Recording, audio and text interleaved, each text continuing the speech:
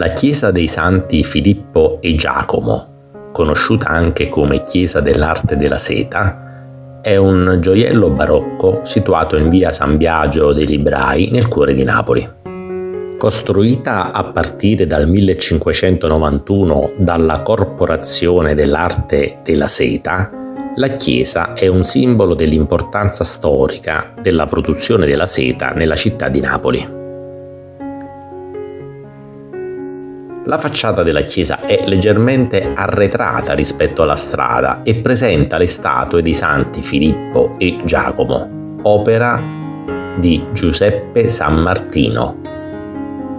L'interno è a navata unica, con una cupola che copre lo spazio absidale.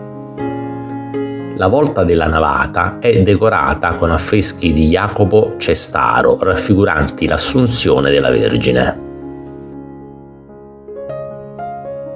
La chiesa fu voluta dalla Corporazione dell'Arte della Seta, che aveva un tribunale con funzioni civili e penali per i lavoratori della seta.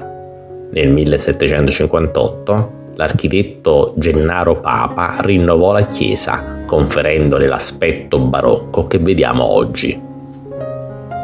Sotto la chiesa si trova una cripta che fungeva da area cimiteriale.